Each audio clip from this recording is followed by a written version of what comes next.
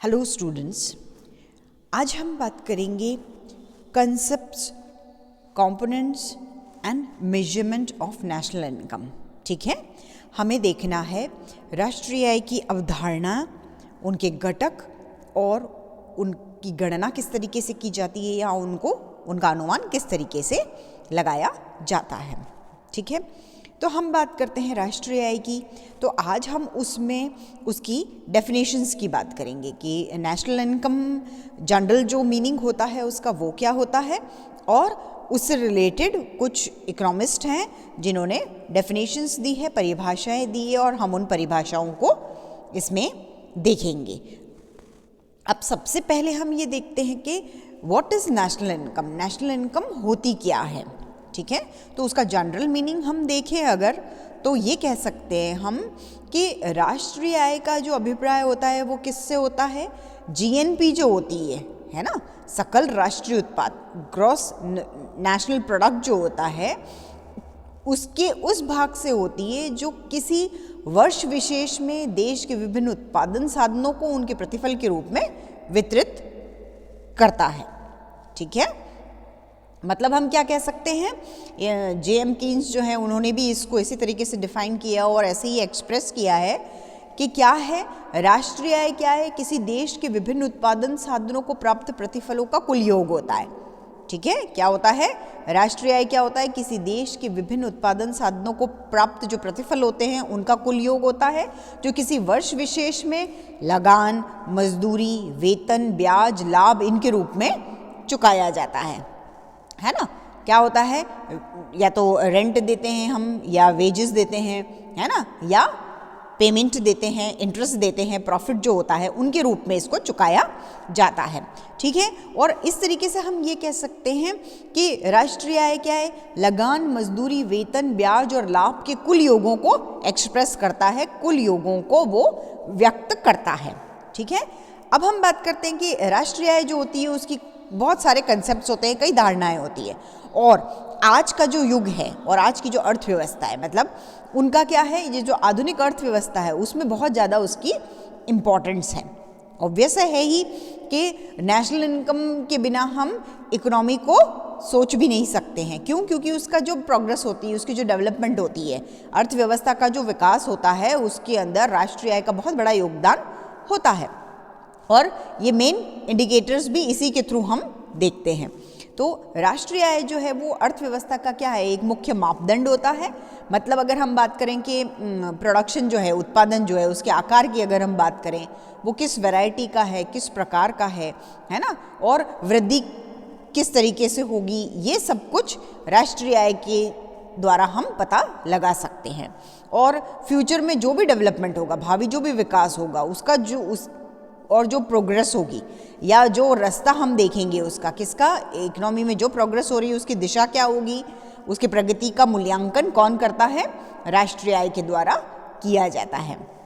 ये राष्ट्रीय आय जो है वो क्या है, राष्ट्रीय आय से ही क्या होता है, विकास को दिशा मिलती है, मतलब और लेवल सेट होता है, किसका, इकोनॉमी का एक लेवल सेट होता है, और जो प्रोग्रेस है, जो डेवलपमेंट है, उसको एक वे मिल जाता है, एक पथ हमको मिल जाता है कि किस तरीके से हमको इकोनॉमी को प्रोग्रेसिव बनाना है।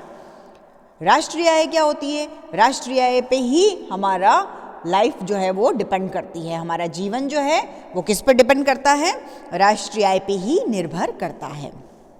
और ये जो राष्ट्रीय आय है वो क्या है, आर्थिक कल्याण का आधार है। क्या है राष्ट्रीय आय, नेशनल इनकम जो होती है उसे क्या, किसका बेस माना गया, इकोनॉमिक वेलफेयर का।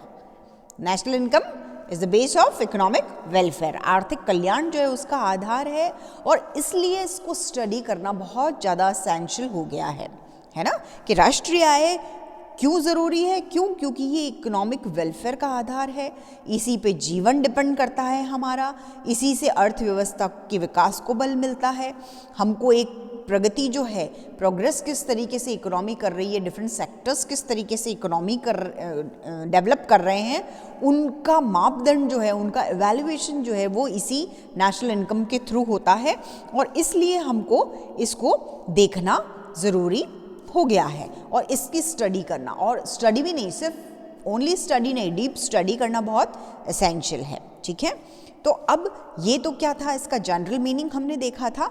नाउ अब हम क्या देखेंगे, मेन डेफिनेशंस देखेंगे, है ना, जो मार्शल, पेगू, फिशर इन सब ने दी है कि उन्होंने नेशनल इनकम को किस तरीके से एक्सप्रेस किया है। ठीक है, तो राष्ट्रीय आय जो है उसकी परिभाषाओं में मार्शल ने बहुत ज़्यादा एक्सपांड फॉर्म में, है ना, विस्तृत उन्होंने दृष्टिकोण दिया। पीगू ने उसको मौद्रिक दृष्टिकोण से देखा है, मार्शल ने उसको विस्तृत दृष्टिकोण से अपनाया है। पीगू ने उसको मौद्रिक दृष्टिकोण से अपनाया और उसको प्रायोरिटी दी, प्रधानता दी। फिशर ने उपभोग को आधार माना इसमें, है ना। तो इस तरीके से इन्होंने अलग अलग एक्सप्लेनेशन दिए हैं और उनको डेफिनेशंस को डिस्क्राइब किया है। तो फर्स्ट हम किसकी देखेंगे, according to Marshall. Okay, the labour and capital of the country acting on the natural resources produce annually a certain net aggregate of commodities, material and immaterial, including services of all kinds. This is the true national income or revenue of the country or the national dividend. Okay? Marshall क्या कह रहे हैं कि किसी देश की पूंजी और श्रम का, उसके प्राकृतिक जो साधन होते हैं, उसके नेचुरल रिसोर्सेज जो होते हैं, उन पर प्रयोग करने से प्रति वर्ष, हर साल भौतिक और अभौतिक वस्तुओं और सभी तरीके की, सभी प्रकार की सेवाओं की जो शुद्ध सामूहिक उत्पत्ति होती है ना, उस संपूर्ण विशुद्ध उत्पत्ति को ही देश की वास्तविक राष्ट्रीय आय या राष्ट्रीय लाभांश कहा जाता है। ठीक है, अब मार्शल ने क्या किया, मार्शल ने कहा कि नेशनल इनकम जो होती है, राष्ट्रीय आय जो होती है, वो किसके बराबर आंकी है उन्होंने, तो राष्ट्रीय आय बराबर उन्होंने क्या कहा, वस्तुओं और सेवाओं का वार्षिक उत्पादन प्लस विदेशों से प्राप्त विशुद्ध आय, और उनको किससे माइनस किया है, पूंजी की गिसावट और प्रतिस्थापन व्यय से। ठीक है, क्या किया उन्होंने, वस्तुओं और सेवाओं का वार्षिक उत्पादन, नेशनल जो एनुअल प्रोडक्शन होता है वो, plus net national from abroad, है ना, विदेशों से प्राप्त जो विशुद्ध आय होती है वो, नेट इनकम फ्रॉम अब्रॉड जो होती है वो, और माइनस क्या किया है, पूंजी की गिसावट प्लस प्रतिस्थापन व्यय। ठीक है, तो मार्शल की जो ये डेफिनेशन है, इसके अकॉर्डिंग हम क्या कह सकते हैं, हम कुछ पॉइंट्स इंडिकेट कर सकते हैं। उसमें फर्स्ट ये हम कह सकते हैं कि राष्ट्रीय आय की गणना क्या है, वार्षिक आधार पे की जाती है। ऑब्वियस है, एनुअल जो बेस उसका है, नेशनल इनकम की स्टडी का बेस है वो क्या है, एनुअल है।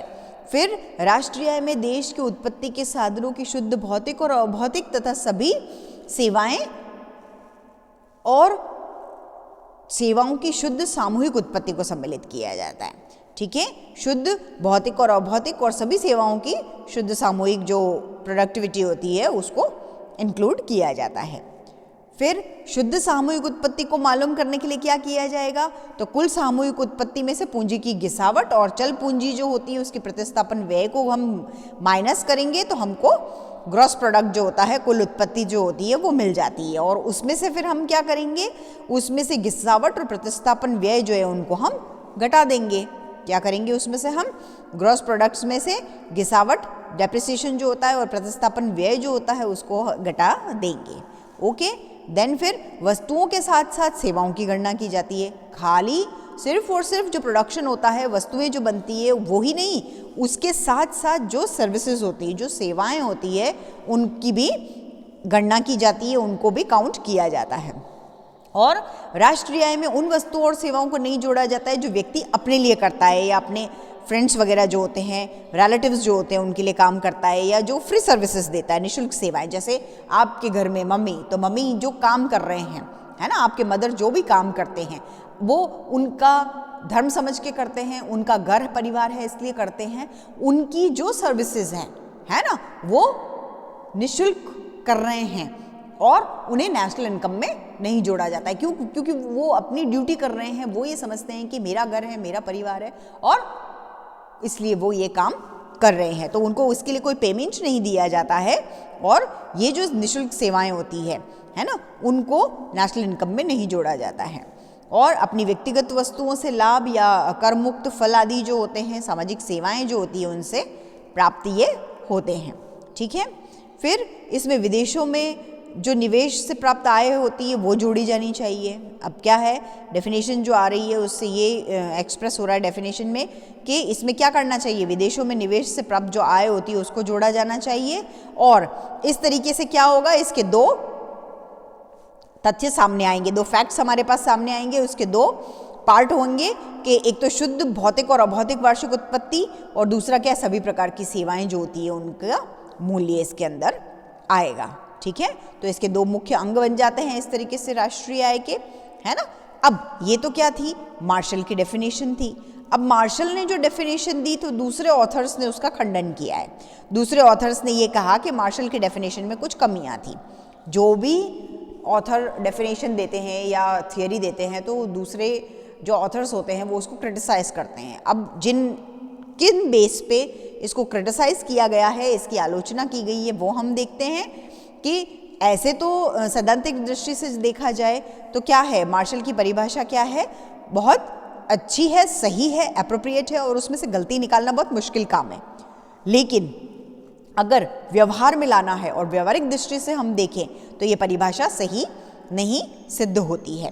अब उसमें क्या है, उसमें कुछ कमियां हैं। अब वो कमियां कौन सी है वो हम देखते हैं कि फर्स्ट क्या है कि देश में अनेक वस्तुओं और सेवाओं का उत्पादन होता है, बहुत सारी वस्तुएं बनती है, ऑब्वियस है ना, और उन सब की सांख्यिकी गणना या माप करना बहुत कठिन होता है। और ये जो कठिनाई होती है ये तब और बढ़ जाती है जब उत्पादन छोटे पैमाने पर हो और विकेंद्रित हो।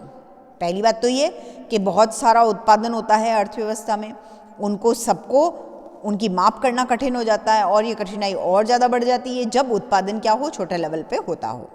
सेकंड, यहाँ कहा गया है कि दोहरी गणना की संभावना बहुत ज़्यादा होती है। क्यों? क्योंकि अगर क्या होगा कृषि उत्पादन में, है ना, प्रोडक्शन किसका होता है, एग्रीकल्चर प्रोडक्शन जब देखा जाएगा तो 2 टन गेहूँ जो होता है उसका मूल्य ऐड कर दिया जाता है, तो क्या आटा कंपनी में आटा उत्पादन में भी 2 टन मूल्य फिर से जोड़ा जाएगा? तो इस तरीके से वापस दोहरी गणना की गुंजाइश रहती है। तो ये एक त्रुटि उन्होंने बताई है। फिर कहा गया है कि किसी वर्ष में उत्पादित वस्तुओं के केवल उस भाग का मूल्यांकन होता है जो बाजार में बिक्री के लिए आता है। मतलब ऐसी वस्तुओं की मात्रा भी कम नहीं होती है जो स्वयं के उपभोग के लिए रख ली जाती है।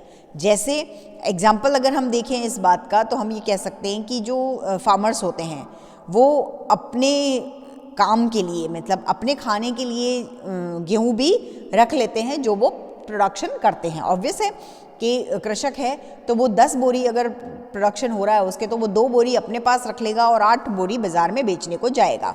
तो वो जो 2 बोरी है जो अपने उपभोग के लिए वो रख लेते हैं, उसकी बात यहाँ कही गई है।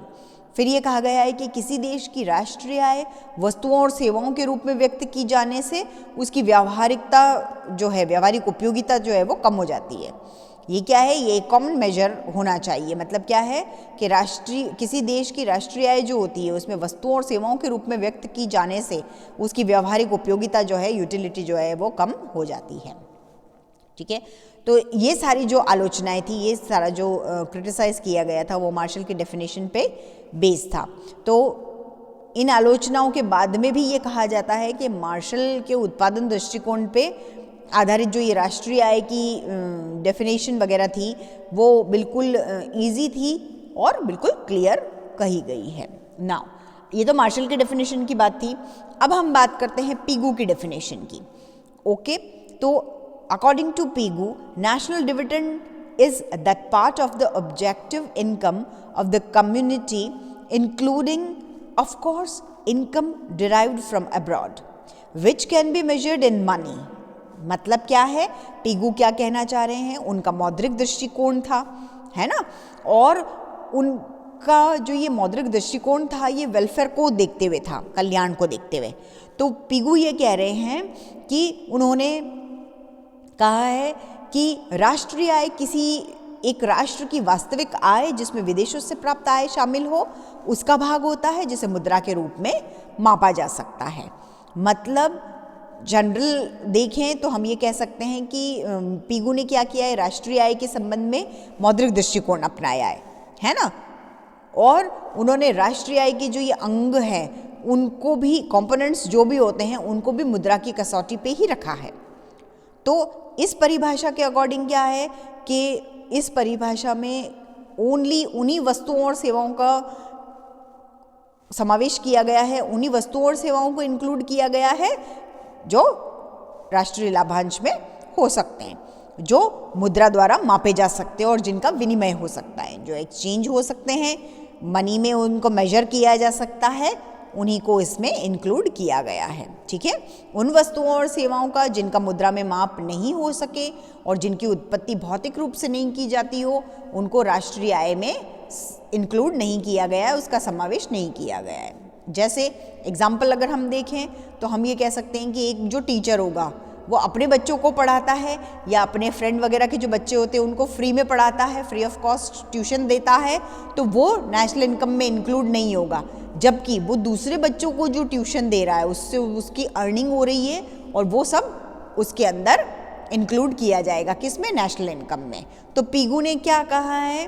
पीगू ने ये कहा है कि अगर एक पर्सन जो होता है और वो खुद सर्वेंट है लेकिन वो दूसरों के यहाँ काम कर रहा है तो उसका पेमेंट मिल रहा है, लेकिन वो खुद के घर में साफ सफाई कर रहा है, झाड़ू पोछा बर्तन सब कर रहा है, तो उसको उसका पेमेंट नहीं मिलेगा। क्यों? क्योंकि वो उसके घर का काम है। ओके, तो पीगू की ये जो परिभाषा थी इसमें सबसे इम्पॉर्टेंट जो कैरेक्टरिस्टिक थी, जो विशेषता थी, वो ये थी और इम्पॉर्टेंट बात ये थी कि द्रव्य रूपी मापदंड का उपयोग जो किया जाता है वो राष्ट्रीय आय को मापने के लिए करता है ना। मीन्स मनी जो है उसको किस तरीके से यूटिलाइज किया गया है और उसको माना जो गया है, उसका मापदंड जो रखा गया है वो राष्ट्रीय आय को मापने के लिए होता है। उन्होंने क्या किया है? राष्ट्रीय लाभांश की धारणा को, है ना, बिल्कुल निश्चित और व्यवहारिक बताया और मार्शल की ये जो परिभाषा है उसके दोषों को दूर भी किया है। मार्शल की डेफिनेशन जो इनकम्प्लीट बताई गई थी, पीगू की ये डेफिनेशन जो है, पीगू ने जो डिफाइन किया है नेशनल इनकम को, वो दूर भी हो रही है, फिर भी उसमें भी कुछ कमियां रह गई है, उसको भी क्रिटिसाइज किया गया है। ठीक है, तो अब पीगू की जो डेफिनेशन थी उसको किस तरीके से किसने क्रिटिसाइज किया और कैसे किया वो हम देखते हैं कि फर्स्ट आलोचना क्या रही है इसकी कि समान प्रकार की वस्तुएं और सेवाएं एक परिस्थिति में तो राष्ट्रीय आय में शामिल होती है अगर उनका मुद्रा में मूल्यांकन हो या दूसरी परिस्थिति में उसकी उपेक्षा हो, उपयुक्त नहीं होती है। जैसे कि कहा जाता है कि एक नौकरानी के रूप में सेवाओं का राष्ट्रीय आय में समावेश है, लेकिन वही नौकरानी अगर पत्नी है, ऑब्वियस किसी न किसी की पत्नी होगी, तो पत्नी के रूप में उसी नौकरानी की जो सर्वेंट होती है उसकी सेवाओं को राष्ट्रीय आय में इंक्लूड नहीं करना सही नहीं है। फिर सेकंड ये कहा गया है कि जिन देशों में वस्तु विनिमय प्रणाली है ना, बार्टर सिस्टम जो चलता है या मुद्रा विनिमय का प्रयोग बिल्कुल लिमिटेड होता है, तो ये डेफिनेशन जो है पीगू की वो वहाँ पे उसकी यूटिलिटी नहीं है, उसको यूटिलाइज नहीं किया जा सकता है, सही नहीं ठहराई जा सकती है। ये बहुत ही संकीर्ण दृष्टिकोण को अपनाती है, केवल मुद्रा द्वारा विनिमय की जाने वाली वस्तुओं को ही राष्ट्रीय आय में सम्मिलित करती है। मतलब मनी को उन्होंने इम्पोर्टेंस दी है और मुद्रा ही विनिमय का माध्यम बताया गया है और मुद्रा से ही विनिमय किया गया है। तो ये दूसरे ऑथर्स ये कह रहे हैं कि ये सही नहीं है। और फिर कहा गया है कि मार्शल के जैसे ही क्या किया गया है, अनेक ऐसी वस्तुओं का छूट जाना, जैसे किसान जो उपभोग करता है अनाज खुद के यूज़ करने के लिए, खुद का मकान हो, खुद का अनाज जो वो काम में लेता है, ये सारी चीज़ें जो मार्शल ने डिस्क्राइब की वही पीगू ने की और इन दोनों की चीज़ों को यहाँ क्रिटिसाइज़ किया गया है। ठीक है, अब हम ये देखते हैं, ये तो क्रिटिसिज्म किसका था? पीगू की डेफिनेशन का था। अब मार्शल और पीगू में क्या सिमिलैरिटी है? उन्होंने जो डेफिनेशंस दी है ना, तो उसमें क्या सिमिलैरिटी है? तो वो हम देखते हैं कि दोनों ही राष्ट्रीय आय की वार्षिक गणना करते हैं, दोनों ही क्या करते हैं? नेशनल इनकम का एनुअल इवैल्यूएशन करते हैं और दोनों ही उत्पत्ति की गणना करते हैं। पर मार्शल और पीगू में एक अंतर ये है कि मार्शल शुद्ध सामूहिक उत्पादन की ओर ध्यान देते हैं और पीगू क्या करते हैं? उत्पादन में केवल उन्हीं भाग को जो राष्ट्रीय आय में इंक्लूड होते हैं, है ना, और जिनको मुद्रा में मापा जा सकता है। और सेकंड क्या है कि पीगू का जो दृष्टिकोण है वो तो क्या है? थोड़ा सा नैरो है, संकुचित है, और मार्शल का दृष्टिकोण जो है वो व्यापक है। ठीक है, पीगू का दृष्टिकोण थोड़ा संकुचित और मार्शल का व्यापक है। ठीक है, तो ये थी पीगू और मार्शल की डेफिनेशन। इनकी क्रिटिसिज्म हमने देखा है, इनको किस तरीके से क्रिटिसाइज किया गया, इनकी किस तरीके से आलोचना की गई है, और मार्शल और पिगू की डेफिनेशन में क्या सिमिलैरिटी है वो भी हमने देखी। नाउ अब बात करते हैं फिशर की डेफिनेशन की। तो according to Fisher, the true national income is that part of the annual net produce which is directly consumed during that year.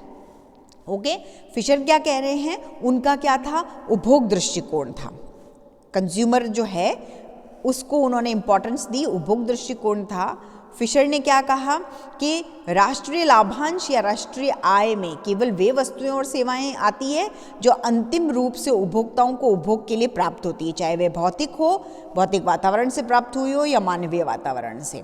मतलब क्या है, उन्होंने उपभोग को ही राष्ट्रीय आय का आधार माना है।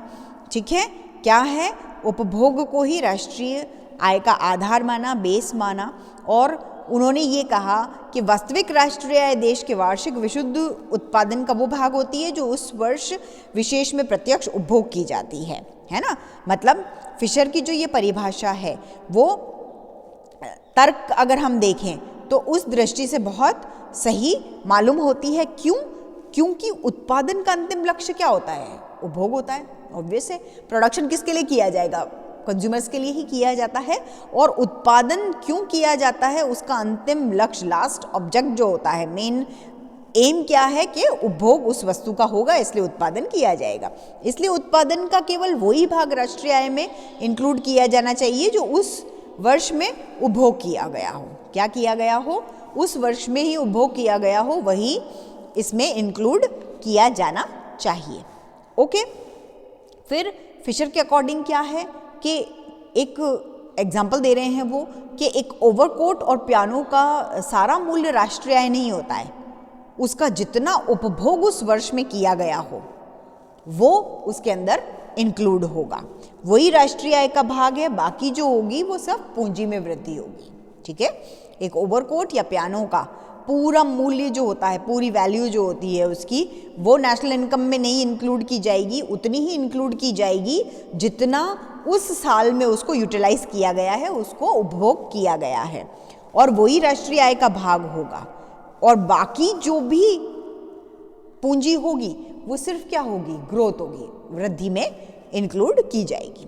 ठीक है, तो उन्होंने जो डेफिनेशन दी उसके अकॉर्डिंग हम उनकी पहले विशेषताएं देख लेते हैं, उनकी क्या कैरेक्टरिस्टिक्स थी, है ना, और फिर उसकी आलोचना। फिशर की जो डेफिनेशन थी उसकी भी आलोचना की गई है, वो भी हम देख लेंगे कि इसकी विशेषताएं क्या है। कि सबसे पहला तो क्या है, वार्षिक गणना से रिलेटेड है ये, है ना, एनुअल इसका इवैल्यूएशन होता है। फिर किसको बेस मानती है, कंज्यूमर जो कंजम्पशन होता है, उपभोग जो होता है उसको आधार मानती है।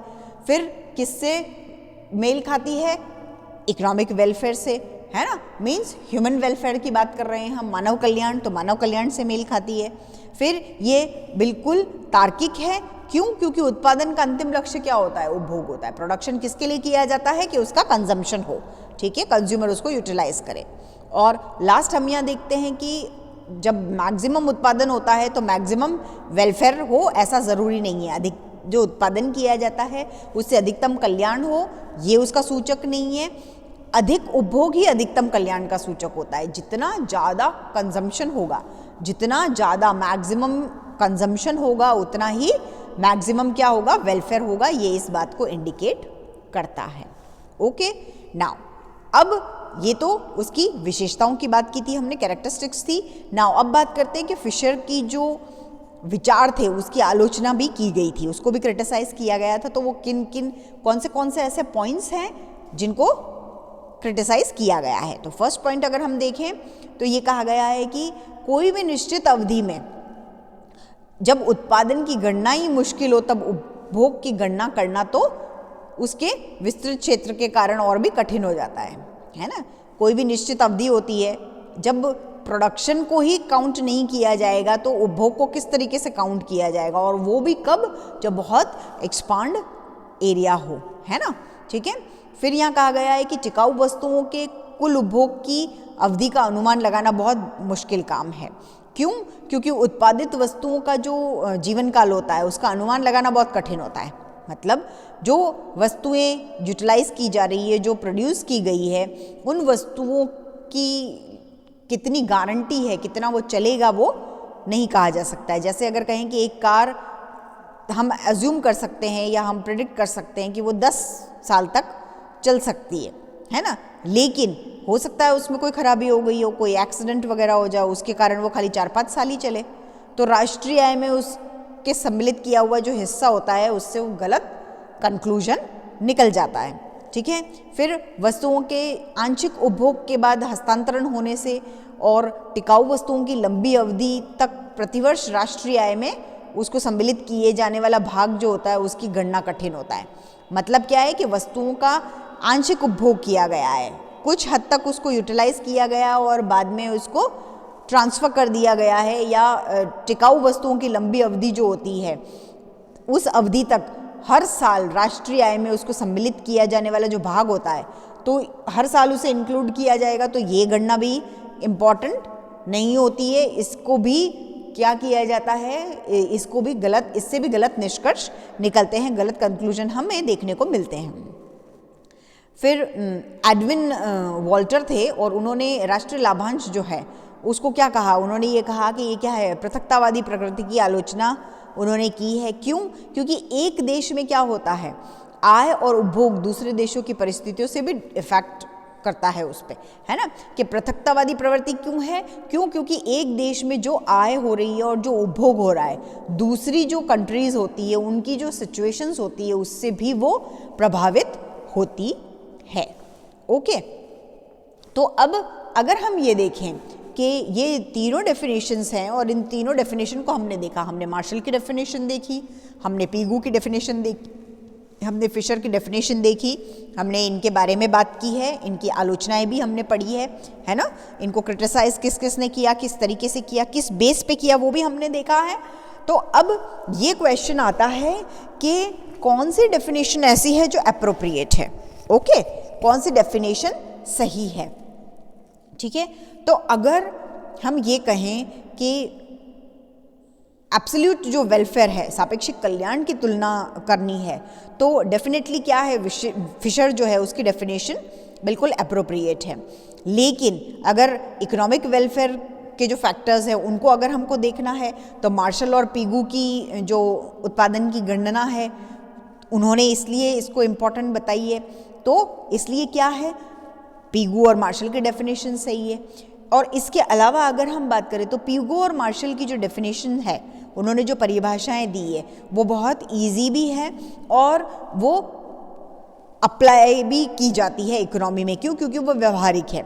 लेकिन फिशर की जो डेफिनेशन है वो तार्किक है ना, और वो क्या है, सोशल वेलफेयर के उद्देश्य से मेल खाती है, सामाजिक कल्याण जो है उसका जो ऑब्जेक्टिव है उससे मेल खाती है। और हम क्या देख रहे हैं, इकोनॉमी में वेलफेयर ही देखते हैं, और कल्याण के उद्देश्य के आधार पे अगर हम देखें तो फिशर की जो डेफिनेशन है उसी को अप्रोप्रिएट माना जाता है, उसी को श्रेष्ठ कहा जाता है। जबकि उत्पादन क्षमता के आधार पे देखें तो पीगू और मार्शल की जो डेफिनेशन है उसको श्रेष्ठ कहा जाता है। ठीक है, तीनों ही ऑथर्स के डेफिनेशन को हम इक्वल बता रहे हैं, लेकिन बेस अलग अलग है। अगर वेलफेयर की दृष्टि से देखें, ऑब्जेक्ट हमारा क्या है, कल्याण, है ना, और कल्याण के उद्देश्य के आधार पे देखें तो फिशर की जो डेफिनेशन है वो बेस्ट कही जाती है। और उत्पादन क्षमता के आधार पे अगर हम देखें, प्रोडक्शन कैपेसिटी जो होती है उस आधार पे हम देखें तो मार्शल और पीगू जो है उनकी डेफिनेशन अप्रोप्रिएट है, बेस्ट कही जाती है। ओके, तो आज हमने नेशनल इनकम देखा, what is national income and definitions of national income. Okay, now आगे हम उनके डिफरेंट जो कंसेप्ट्स हैं नेशनल इनकम के वो देखेंगे और उनको किस तरीके से इवैल्यूएट करते हैं, उनका मूल्यांकन किस तरीके से किया जाता है, नेक्स्ट लेक्चर में हम वो देखेंगे। Okay, thank you.